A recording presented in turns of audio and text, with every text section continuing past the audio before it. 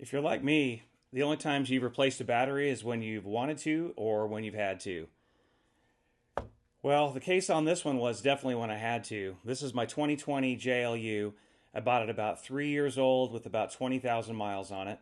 This has the tow package, so it has the 240 amp alternator, and it was supposed to have an H7 AGM battery.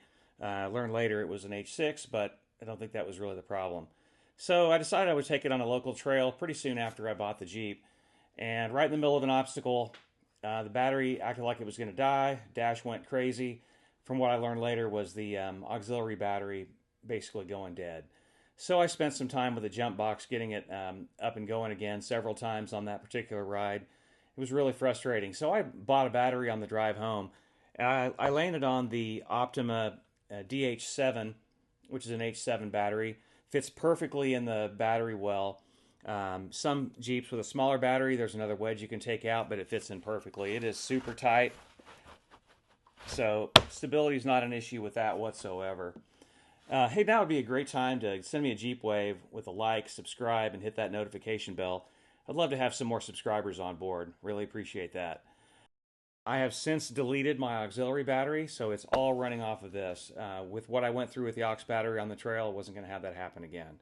There are plenty of videos on the internet showing you how to disable your auxiliary battery, so feel free to check those out.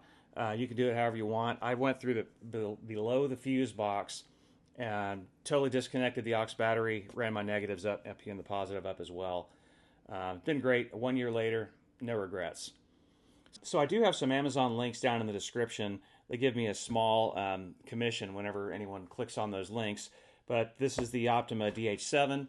The jump box I use is going to be linked in the description, as well as the battery tender as well. The jump box is a Noco GB40, and the battery tender is a Noco 10.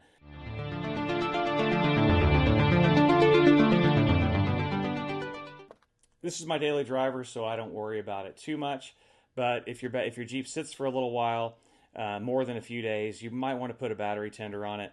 AGMs tend to discharge a little quicker than conventional maintenance-free batteries. So that may be consideration for you. So this yellow top H7 is a 880 cold cranking amp battery. No regrets on the power it's able to deliver. A lot of reserve as well. You can check out the specs online for that if that's important to you. You can add the H7 battery with or without your auxiliary battery. It's up to you, but I think it's an extra peace of mind that I definitely appreciated. The battery cover still fits on it as well. I know it's just cosmetic, but some people ask about that.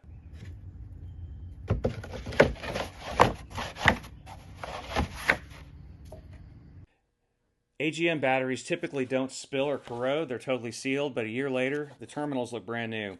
So corrosion's not really an issue with these, at least not like what you would find in a lead acid battery. I really appreciate your time, and thanks for watching.